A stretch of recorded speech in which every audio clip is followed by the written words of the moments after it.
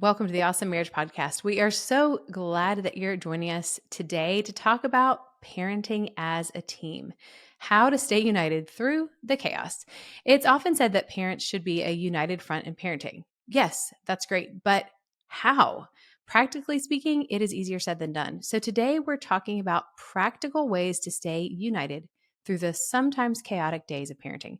Whether you have toddlers, teens, or anything in between, tune in to learn tips to keep your marriage strong through it all. And before we do get into today's content, I want to make sure that you do know about Dr. Kim's weekly marriage multiplier email.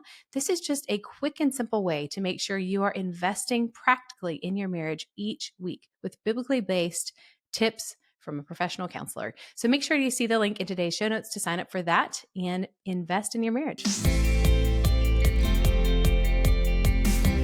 So, Dr. Kim, let's talk about parenting through the chaos. Yes. So we know that as, spouses, it's best to be a united front, but is it really realistic for both spouses to agree on everything with parenting, and why or why not?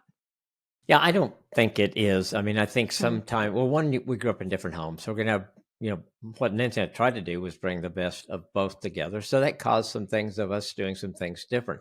So I don't think it's probably realistic to actually say that you're going to agree on everything. I've never worked with a couple that has completely. I think it's agreeing on, okay, what are your core values? What do you want to happen in this child's life while they're under your roof for that time? Mm. And kind of that's what we kind of did. We knew our goals out here. Sometimes the way we got there were a little bit different, Mm-hmm. but I think we had the same goal. And it's kind of like, I think a good analogy is like if you're playing on the same team, you may have a different position. You may play a little different than other people on the team, but you're working toward the same goal. And so I think as long as you respectfully disagree with each other Mm-hmm. on things, especially the smaller things, but having this consistent message that your kids see on the big things, and that their kids know that mom and dad may differ on how we do something, but they're not going to differ on the big things and what their Mm-hmm. goal is for us.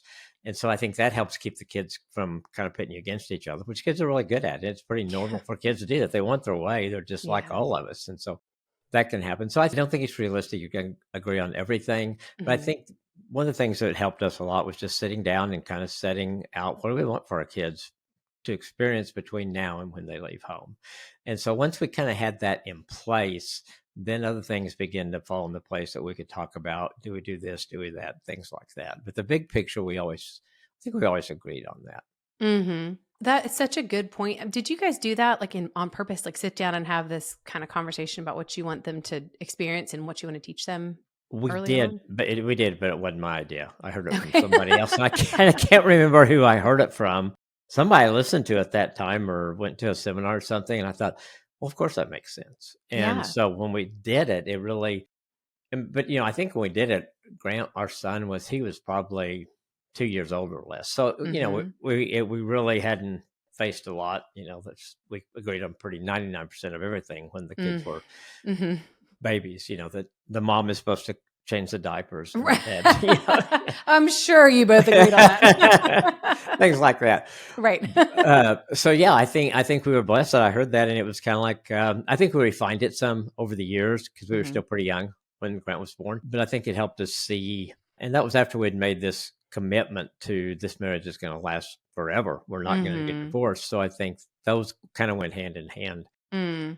as we began to parent our kids. Yeah, that's such a great idea. Because as you're saying that, you said it so casually, like, yeah, just sit down and talk about what you want to have, what kind of your goals are and everything. And I'm like, okay, I don't know many people who've done that, or especially not early. And so I feel like that alone is such a helpful thing, because a lot of times you get into parenting and it just kind of feels like survival mode.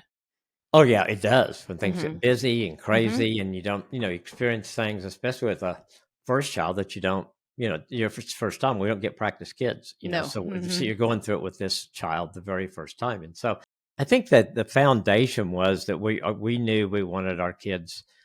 We were doing everything we could to help them have a relationship with Christ, and I Mm-hmm. think when we Mm-hmm. set that out there, then other things were pretty easy to fall into place and say, well, does that meet our big goal or not? So, Mm-hmm. and so I think that helped us kind of filter some things out. and add to after that. And then I think through prayer, and I think God guided us a lot through that. Mhm.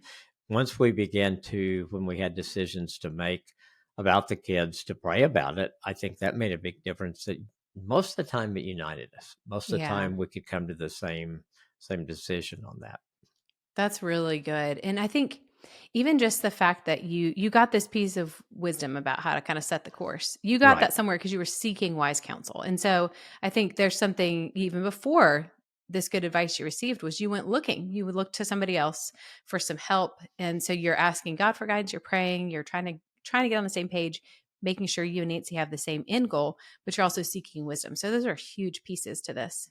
Well, I think, and there's so much wisdom out there, and there's a bunch Mhm. of bad stuff out there too. So I think Oh, you have to that's be true. careful. Yes. If you're going to read something, check out who is the author, what do they Mhm. believe, what are their core beliefs, and if they're Yeah. different than your core beliefs, well, why would you listen to them? Right. And so you want to find people that believe like you do, and then Yeah. for me, anytime I read something, there's things I take away and things that I leave. And so Yeah. those are things we had to learn to do too. That if we decide to read a book together or go to a seminar together, that we have to filter through that together. Does it meet? Mhm. Does it kind of help us get where we think we want to go? And it was easier, like you said, sometimes are easier than others. Yeah. When you only have one child until the second one comes along, it's pretty easy, and but then things, the kids get older, things change a little bit. It might also depend on who your first child is and how hard they are. That's true. That's true. I don't know, maybe. Yes, yes. Yeah, I have a cousin, and she said, if I'd had my second one first, it would be an only child. That Yeah. was kind of Yeah. kind of true. Yeah, there's something to that for sure. Yes. But I think it's interesting. That's a really good point about filtering through because I feel like when I was a young, new mom and I just really wanted to be the best I could be, the best mom I could Yeah. be. I wanted to do it right. And so sometimes that led to if I would read a book, I would be kind of too immersed in that philosophy that I couldn't really see past it because I was surrounded by people who were peers. They didn't have any more experience than I did. So I Yes. think kind of looking at, do you see someone who's living out this philosophy maybe 5 years down the road, 10 years, 20 years down the road? Where is it leading? Because sometimes it's really hard to see when you're just so immersed in that one stage and also everyone around you is. And I think that made it really hard for me to filter well because I thought, Hmm. okay, this seems really intense, but it seems like they have a lot of scripture in this book. So maybe I should follow it, even though it seems pretty intense. And then later kind of realizing, no, that's just one way to interpret it. You could interpret Right. scripture in a much more gracious way. And so it can be really tough when you're in those survival mode moments and you don't have people around you who are in different stages. Yeah, absolutely. And I think too, if you can find somebody to, just like we've talked before, mentoring or someone else Hmm. that's a little bit ahead of it where we were. We had a couple that we knew pretty well, and they were just a little bit ahead of us. And Hmm. so, not that we didn't seek them out and say, "Oh, can we sit down and have dinner once a month or something like that?" But just when we see them, just talking about things, kind of see what they're doing because they were doing what we saw was a really good job. Uh, Hmm. And so we thought, okay, let's see what they're doing and see if any of that fits with what we're doing and it fits Yeah. where we are. And some of it did. Hmm. And I think too, not being afraid to make some mistakes too. Yeah. You Yeah. know, most of the mistakes we make are not going to be life changing. Right. And Yeah. so you're going to make some mistakes. And I think you've got to give yourself grace when you do that and Hmm. know it's not the end of the world. And kids are what I found with kids, most of them are really resilient. So if you make a mistake and you acknowledge it and, you know, then you just move on from that, Yeah. because we are going to make some mistakes. The older Yeah. they get, the more they are aware of the mistakes for sure. Yeah. That's true. That's true. And Yeah. yeah, there's no way to do it perfectly. And I think what you were saying about, I think always realizing you're in a season. So if it is intense, it's Hmm. not going to last forever because I think some seasons seem like they're going to last forever. Yes. Yeah. And so Yeah. knowing that they don't last forever and that you'll move on to a different season. And there's new challenges and joys with every season is what we've Yeah. seen. Yeah. Yes. Yeah, I think that's so good too because, kind of thinking about it in seasons helps with the perspective quite a lot. Hmm. Just the final thing that's making me think of is how, the seasons when my kids were babies and toddlers, I made them harder than they needed to be because I was really focused on Did we choose the right kind of baby food or the right kind of formula? Mm, Or, oh no, we shouldn't even have to use formula at all. All these really small things that can become very pressure filled. I think maybe yes, more so for moms and dads, but being around other parents in the same season, we were also fixated on these tiny things. Are you going to allow, your kids to have sugar or all these little things? And it's right. like, if you're focusing so hard on that, you're kind of missing the big picture and you're making it probably a little harder than it needs to be. Probably a little more complicated than it needs to be. And so I think, I mean, that's good. And I think wives seem to be more prone to talk about those things with other wives. I think so. In our Hmm. experience, it was. Yeah. Hmm. And so I think you got to make sure who am I talking to, Hmm. and Hmm. what do I, how do I value or not value what they're saying? Doesn't mean you have to Hmm. lose a friendship, Right. but if they're doing this with their child and you're Hmm. thinking, I don't think that fits what we want, Right. Right. then don't do it, Yeah. and you can Yes. still be friends with the person. You just don't, you figure out things you don't talk about. You don't Right. talk about, Yes. you know, about how to keep sugar from your kids or whatever it Right. is. Right. Yeah. And I think it's hard because it would make me feel like maybe I'm not a very good mom if I'm not Yes. fixated on that. But it's really it's not a competition. No. You're entrusted with your children to parent them the best you can before the Lord. Exactly, exactly. And I think another good person to have in that is in those age is your pediatrician. Make sure you've Yes. got a Yeah. pediatrician. We had a guy was our pediatrician and he loved the Lord. He was a Christian. And so it was really easy to talk about things with him Hmm. and to see, okay, how bad is it if we give, say, for example, give our child sugar, or how Right. much is too much, Yeah. or different things like that. And I think you get some good counsel from most pediatricians too Yes. on those kind of questions, instead of somebody that's just, maybe they don't have the background or really the knowledge that a pediatrician would have. They've Yes. read a book, that's okay. And Yeah. and I think, and I never really never critical of the way someone raises their kids on things like that, Hmm. because in the big picture, how important are they?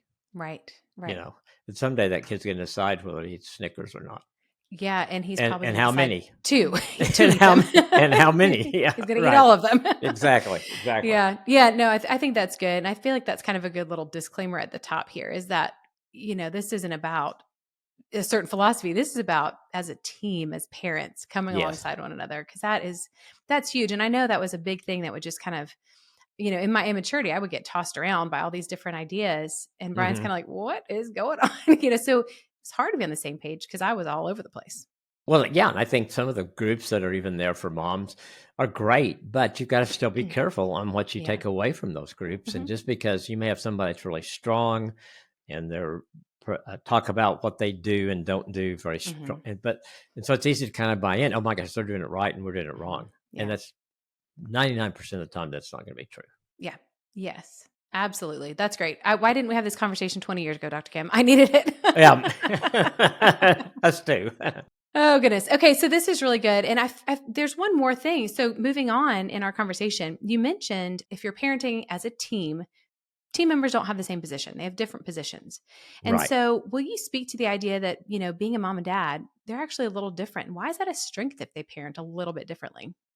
Well, I think it enriches your child's experiences for one thing, because you kind of bring both of it. Parent brings their own strengths, their own weaknesses, their Hmm. perspectives.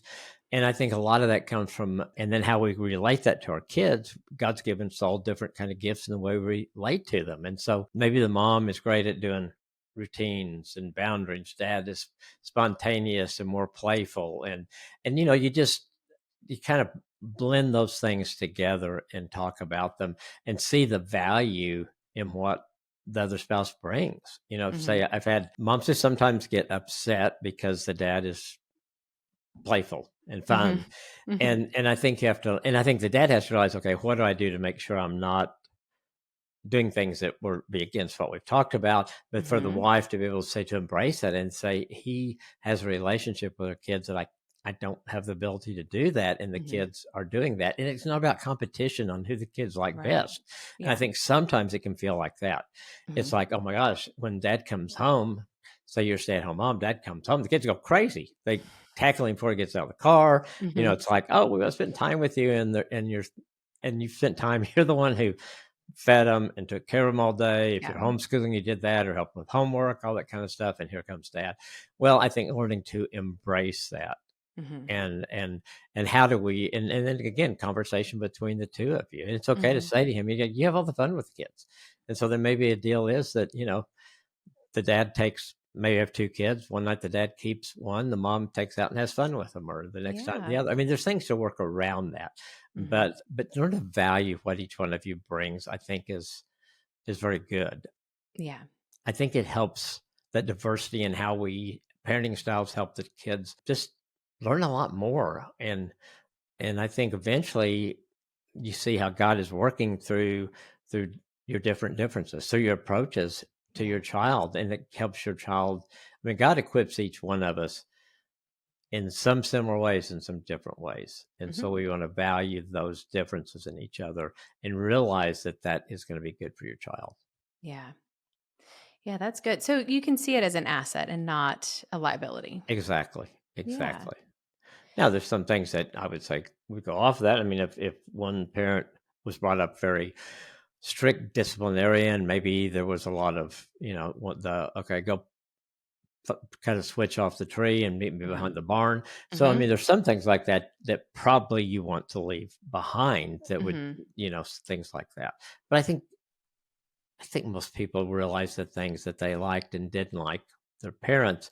But sometimes if you haven't planned or if you haven't talked about things, you find yourself doing the exact same things that you hated that your parents did to you. And so you have Yeah. to be intentional about that. My parents did this really good. They did this really bad, but let's take this good. Let's leave Mhm. behind the bad.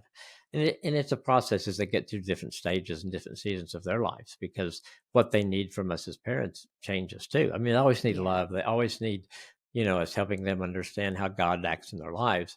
But there's other things that are just going to change. Yeah.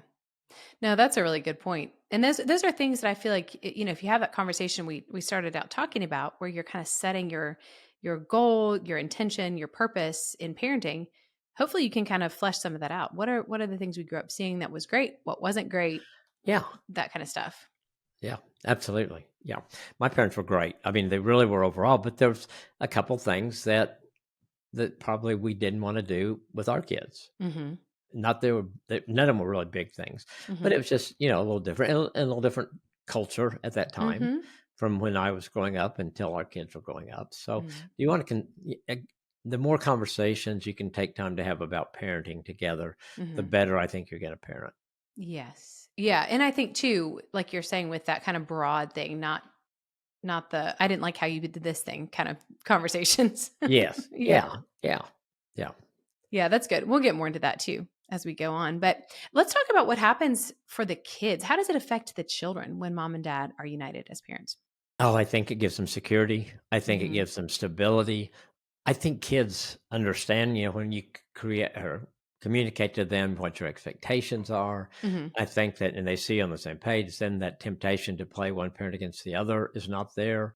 I think the more security they have, I think it helps them regulate their emotions better. I think it Mhm. it results in a stronger bonding between the family.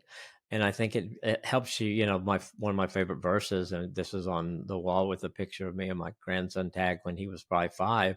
Proverbs 22:6, training up a child in the way he should go. When he is old, he will not depart from it. So I think when you're doing those things, and I've seen that in my kids and I've Mhm. seen that in my grandkids, and not that I don't know that that's a promise verse, but it's certainly a principle verse Mhm. that when you do that, the odds are the kid still has to make a choice at some Yeah. point, Yes. but you've done your part. Mhm. And I think the more that we can feel like, okay, God, with your help, we felt like we trained up our child as best we could, and we tried to Mhm. teach him about you. We tried to show him how to be productive and a valuable member of the culture that he's in. And then it does become your kid's choice after that. So I Mhm. think when they are united, I think they're more receptive to seeing those things.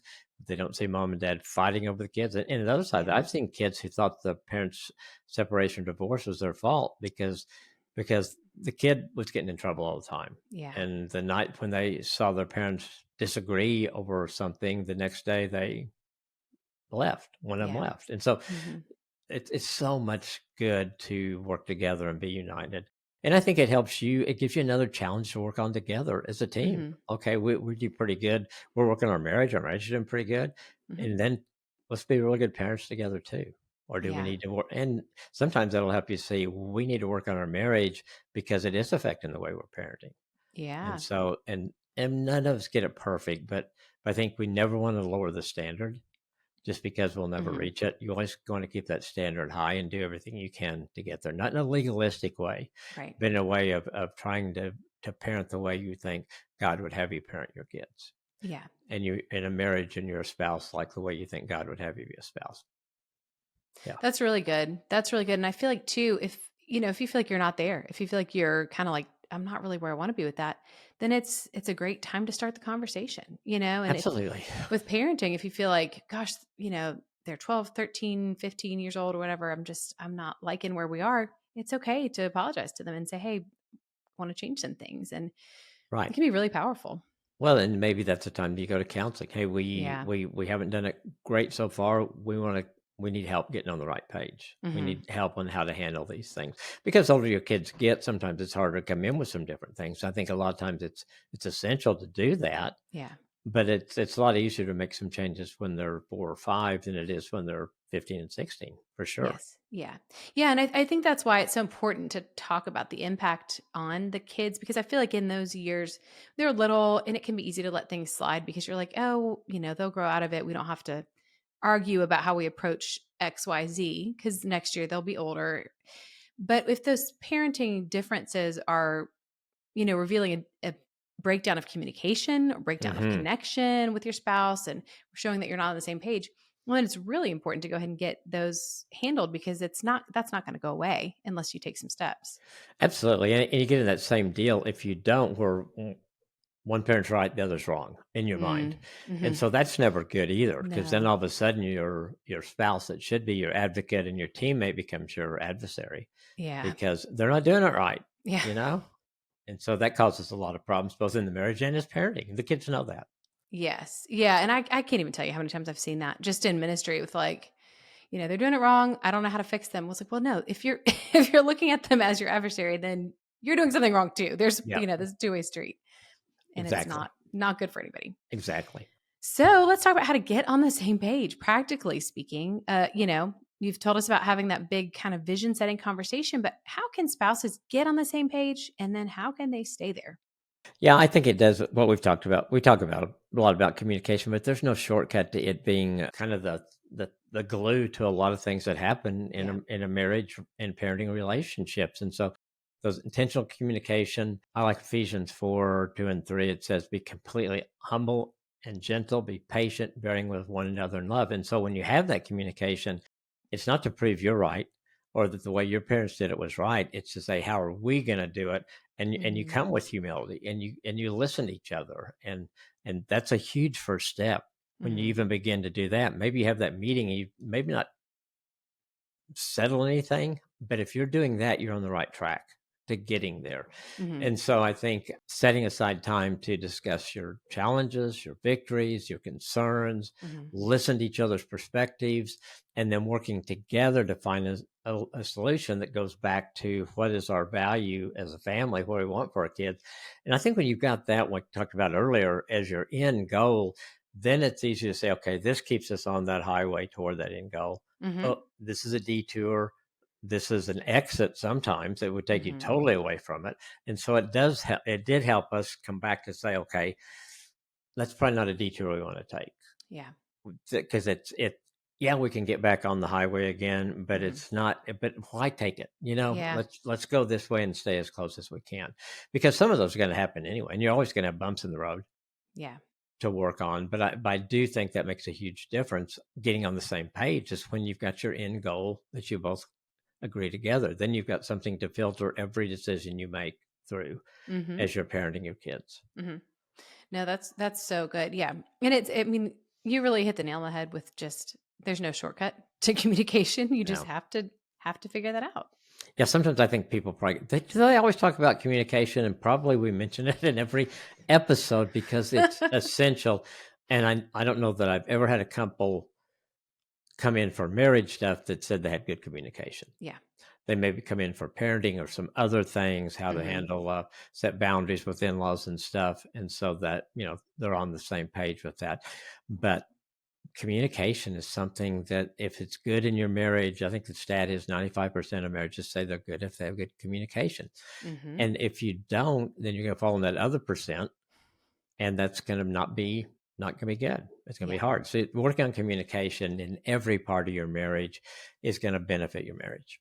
absolutely. Yeah, that's huge. I mean, it is kind of our little running joke that we just every podcast is actually about communication, Yeah. but it does relate to everything. And I think it's because a lot of these situations we run up against in marriage, whether it's in-laws, boundaries, kids, it reveals where we haven't communicated. And so it kind of shows us what's lacking in communication. Right. Right. Because when you don't communicate well and you haven't had some of these talks, you're always pointing the finger at each other, Yeah. Yeah. and Hmm. that never gets anywhere. Then you get It doesn't. resentments built up and all this Mm. other negative things. Yeah. And then you can get in the pattern of doing that. And then it Yeah. just, yeah, it's keeps on going. Yes. Yes. Okay. So no shortcuts, Sorry. but do see your counselor if it helps. If you need Yes. it, if you think you need it, still go see them. Just do Yeah. it. Absolutely. Okay. So what about when situations come up? Say you get to a new season, kids doing something new, new phase or whatever. How can parents continue to be on the same page when a situation comes up that they weren't prepared for? Well, I think you've got your foundation of communication and trust between the two of you. The more you build that, the more it's going to be easier to deal with these. And so when something new comes up, I think it's just, okay, not get overwhelmed by it. Okay, let's take a pause. Hmm. Don't overreact, Hmm. and create that space for you and your spouse to talk about this together, to seek God's wisdom in the situation. And it's okay to tell your kids that mom and dad need to talk about this, Yeah. and then we'll come back to you. And so I think another thing in that, it's not like you're putting it off, but I think you're modeling good decision making with your kids there Yes. too, That's good. that you're taking time to do that. So don't hesitate to take those times out off, Hmm. because I think that, or those times out, I think sometimes we feel like we're supposed to have the solution right then. And there's times that I know we regretted the decision we made Yeah. because we had made it quickly. And, Hmm. and it's okay to tell your kids they got to wait. I mean, they may be telling you, but everybody in the world is doing this right now. But me, Hmm. what are you doing to me? You're ruining my life, and I'm 13, Yeah. and so it's okay to say, we need to talk about it. We're going to talk about it now. Hmm. And then we'll get through. We'll come back and tell you. I think because there are going to be things that come up. You can't anticipate everything. Yeah. Most of us, I think, are kind of can be unprepared. Like the first time our child wants to go maybe to a party or to something that you think, ooh, that may be a red flag. Well, so you hadn't really talked about those exact instances. It's okay Yeah. then. Okay, you got your foundation. Okay, now let's talk Hmm. about this. What do we want to do in this situation? What needs to be in place for us to be comfortable that child to go to that party? Yeah. Or is it just a hard no because there's things there's just red flags all over the place?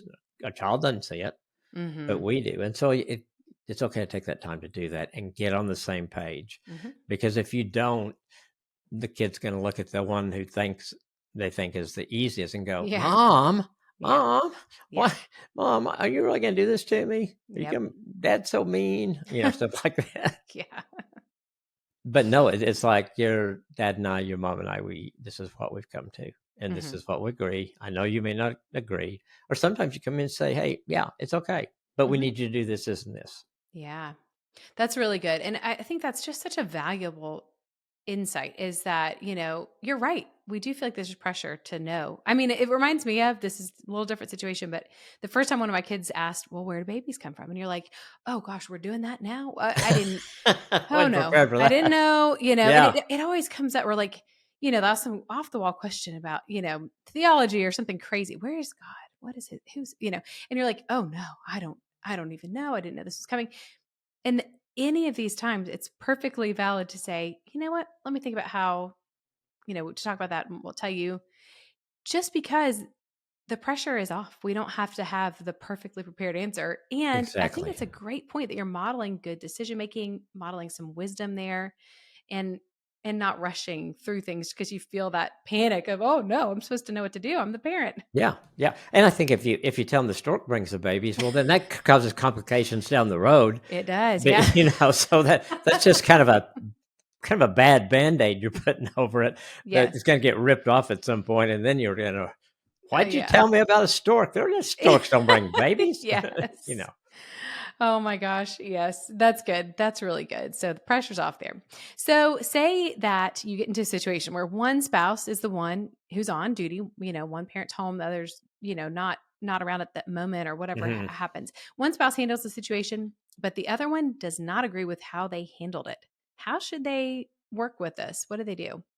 Well, I think you gotta talk about you don't criticize each other in front of the kids. I Mm, think you've gotta have that conversation, and again, I think instead of focusing on maybe what you think was wrong, okay, let's get back and let's talk about how do we love this kid the best? How do we be the best parents? And understanding the why of it. Sometimes, mhm, especially if you hear what mom or dad did that upset the kids, you're going to have a different story. So, one, you want to make sure you talk to your spouse and mhm, understand what they do. And I don't know. I was trying to think if I'm sure there's some times that we did that. I don't think we ever anything where we drastically handled something different. mhm, But I know there's times that Nancy and I both have felt if I was here, I would have handled that different. mhm, And so sometimes you just say, but she was in charge. And so I'm going to go with that because I know overall we're on the same page. Or it mhm, means like we sit down and I say, help me understand why you did it that way because I'm having trouble understanding that.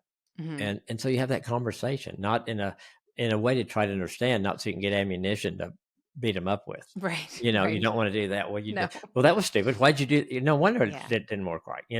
No, you don't want to do those kind of things. And so, I think the whole idea of loving your spouse, knowing their spouse is going to make some mistakes, you're both going to Mhm. make some mistakes, and then together, how do we come together and understand this, talk about it, and decide where we go forward in the future. Yeah. You know, and I've had some parents that like sometimes we did this probably some with Grant when when in those age when a boy naturally pulls away from his mom, Mhm. and so he's not gonna really take things well from his mom, and so Mhm. during those years I kind of took over as far as any discipline or things like that, just Mhm. because I wanted them to see Nancy as this nurturing, loving person that had raised them up to 13 or 14 years old, and then I would take that role. And so I think that was really good for us to kind of make an adjustment at that time. Mhm. And then it went, 2 or 3 years, and then he was great with his mom again, you know. Mhm. So I think again it goes back to communication. How do we handle this? You handle it this way. Help me understand those kind of things, and just don't let that one instant erode everything you're trying to do Yeah. as parents as you're raising your kids. Yeah. That's really good. Yeah, I think there's a lot of wisdom in that for sure. I like that too. This was an additional. You gave us a bonus answer, but when you talk about, the boys naturally pulling away from mom, I think that can be so scary for moms if you don't know that's coming, if you haven't studied, development type stuff and it's like, what is happening? Why does my sweet little boy, why is he so rude now? Why is he like this? And Right, it's right. scary. And then girls are scary in their own ways, Yes. many ways of their own. Yeah, and I think that's where you be a student of your child. Mhm. It's not who does what at that point, it's what works the best. I think what helped me understand that was really when you look back at the Old Testament that the Hebrew women did not teach the boys after they were Mm. 12 years old. They turned that Mhm. over to the men. So maybe it's some educational things back then, but I think it was also just a boy's developing, and that natural Mhm. thing comes between is that he's got to adjust to seeing his mom through different eyes, Mhm. because that kid that was perfect all of a sudden is rolling their eyes at you, and you're thinking, "What happened to that other kid? Yeah. Yes. Where did he or she go?" Yes. And realizing that things are normal. So many of the things that parents struggle with really are normal, Mhm. because normal doesn't mean that it's going to be perfect or Mm. or that you're going to love every bit of it, but Yeah. knowing it's normal and that every other parent has probably gone through something very similar, I hope it helps. So you're not in the boat alone, and it's not because you did something bad. It's just this is a Right. developmental stage that your child is in, Yes. and so it's what adjustments as parents you need to make to help your child through that, Mhm. and to stay together through that, not let that separate you. Yeah, that's really good. That's you really know good. yeah. Let's just clip that and share that with everybody because that's just really helpful to know.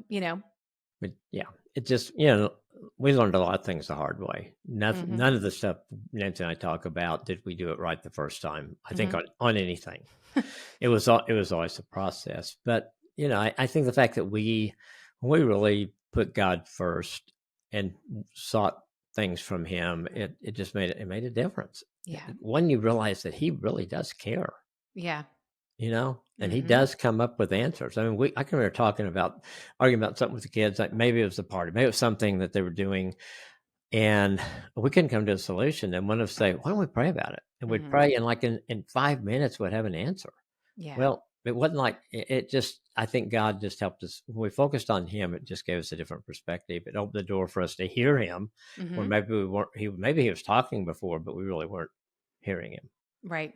And so it set the stage for that. When I think that's it's a little bit off track, but the more that you as a couple, when you struggle with things, whether it's kids or anything, to stop and pray, you do that consistently and you're going to see it different. One, it's going to give you a different perspective. Yeah. And two, you're going to see how much God cares for the two of Mhm. you, your marriage and your children and your parenting, that he does want to be involved in those things. Yeah. So give him a chance. Yeah, that's so good. That'll Yeah. change things for sure.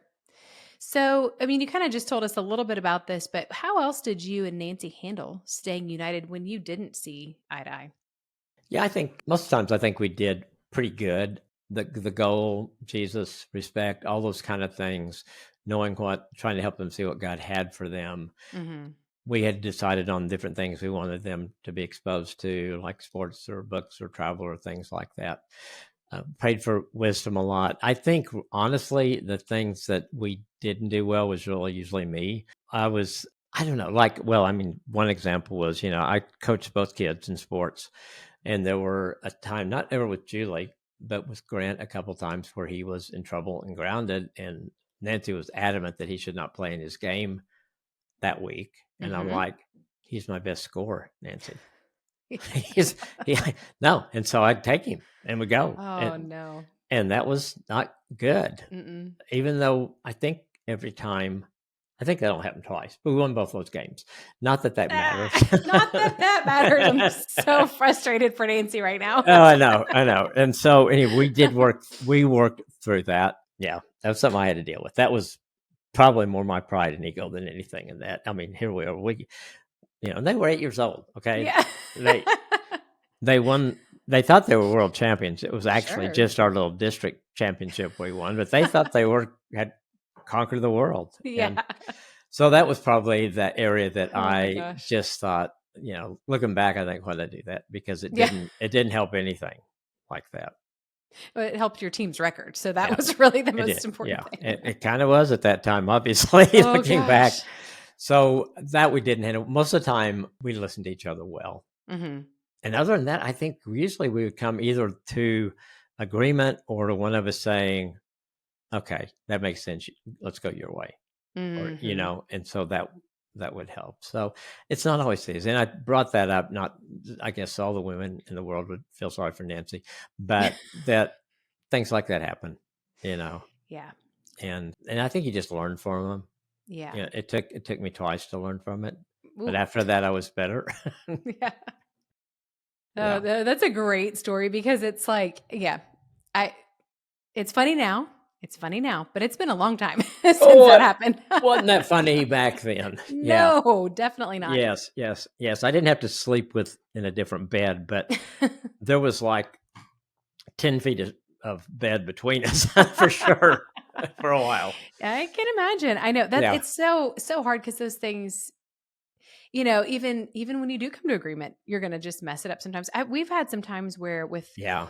when things pop up that you just weren't prepared for it, like I think we had a time when like a kid posted something on social media that we're like, oh, you can't post that, or just little things. They weren't huge things, but things that we're like, you can't do this. We won't allow this. And they just popped up, hadn't talked about it, weren't prepared for it.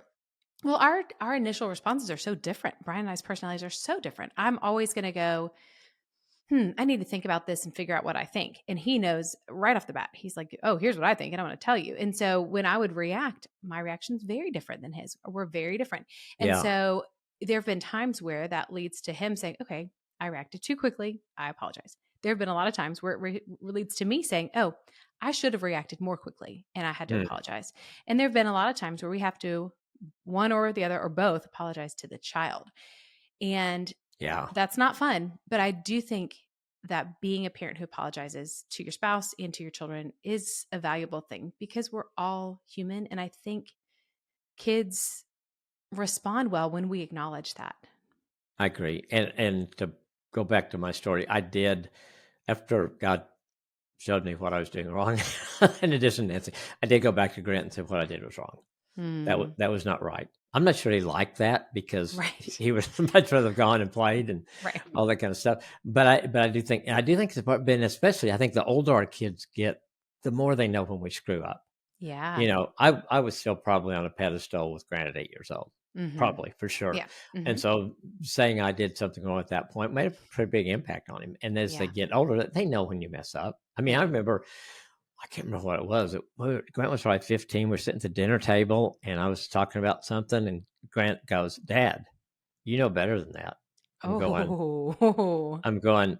You're right. I do. You're right. wow. Yeah, yeah. We had a lot of openness in our family. Probably counselors' kids or something. Could have Oh, told just me like that. these pastors' kids in my house, they Yeah. will Yep. say some things. You're like, oh, Oh yeah. we're honest here. We are Yeah. honest. We heard your sermon, Dad. Exactly. This Yeah. is what you said. Yeah. Yes, but it's what could be better than being called out by in that way? Because he's Yep. probably right, He and was you're like, right. wow, that's good discernment right there. Absolutely. Absolutely. It's the same thing. One other story is kind of funny. I think the kids were probably 10 and 7 or something. It'd been a rough summer. Kids had been Nancy. Anyway, they'd been at odds all the time. And about Mm. 1st of August, Grant goes, "Hey Dad, when does Mom go back to Bible study?" Because she didn't go in the summer. He goes, "When does Mom start?" I said, "Why?" She said, "Oh, she's so much nicer when she goes to Bible study." So Oh my gosh. yeah, yeah, they are very. Our kids have always been very open and honest about things, for Yes. sure. Yeah. That's incredible. That's good. And if you can take it in stride, if you can put down your own pride enough to Yes, receive it, it can actually be a great thing at times. it can, as long as it's respectful, and those Yes. both of those Yeah. were respectful. It was just like, "Dad, what are you doing? That Right. you don't believe that?" And so, That's great. That's okay, good. Okay, so yeah, so at a certain point, I mean, by 15, he already knew everything. So at a certain point, they're going to realize you're not perfect, and exactly. it helps if you can align with that reality as well. And I think it gives them. I remember the times when I would do that as they were older. Hmm. You could just feel the healing taking place Yeah. when you're Hmm. in that conversation with them. It just Yes. everybody's demeanor changes. Hmm. You get softer with each other, and it's Yeah. yeah. It's kind of hard to do. I think it's hard to do for guys with pride, but oh my Hmm. gosh, it makes such a difference when we do. Huge. I know. Yeah. Well, and it's interesting too. I know there have been a lot of scenarios, speaking of, when you get into the older ages, and, my kids are all 4 teenagers right now. And so we have a lot of that energy. And it is hard when there's a situation where maybe it escalates. Maybe the child has misbehaved or done something they really shouldn't do. But then the parent responds in a way they shouldn't respond. Yeah. And so it can be very difficult to apologize in that situation because the child did something they shouldn't do. And it feels like, well, they had to have something. But as a parent, I think it's really important to remember that child is still a child. Even if they think they know it all, if they're Yes. convinced they know it all, Right. their brain is not fully developed and yours is. And so, even though it's hard to be a mature adult in the face of everything that comes with teenagers, we still are the adult and they're still not, even though they don't know that. Such a good point. Absolutely. Absolutely. And you just know that it's usually not going to be that way forever. Right. Yeah. You know, Yeah. it's so cool now when my kids, because we have tried to never interfere in our kids' life, but when they come and have a question or something, Hmm. it's neat that they trust us with that at this point in their lives. That's so cool. Yeah. Yeah. Yeah. And when you can see those little glimmers of like my son this morning was in a foul mood before school. And then he walked out to start his truck, came back in. Hey mom, I'm sorry. I was rude. I'm like, hey, I appreciate that. I really do. It's like you see Yeah. those little glimmers, like you're still a teenager, but there's that recognition there. And I appreciate that. That's huge. Yeah. It's huge. Yeah. Yeah. That's cool. So this has been a really fun conversation all about staying united as a couple during parenting. What's your final piece of advice for our listeners today? Well, I think there's a lot of things I hope you picked up on. I think the communication and taking time for that, and maybe having that big, oh, what's your big goal for your kids while they're at home, Mhm. to really sit down and talk about those things. And, for us, I think our ultimate goal as Christian parents was that we pointed them to Christ, Mhm. that we could love them, that we were on the same page as much as we could be, and that was going to, and then with God's help, they would come out pretty good, and they Yeah. did, and Yeah. so there's times of discouragement, times up and down, but keeping your ultimate goal, staying on the same page, I think you'll be surprised what happens. Mm. Yeah. Yeah, it's such a good word. That's great. Well, it's been a lot of great information in today's podcast. If you're listening and you want to know how to apply this, how to work through it, take a look wherever your show notes are. We've got conversation guide there for you and your spouse to talk through, questions, notes, lots of stuff just to help you apply this and to make what you're listening to right now really practical for you and your marriage. Also, wherever the show notes are, you can find that link we talked about earlier to sign up for Dr. Kim's Marriage Multiplier email.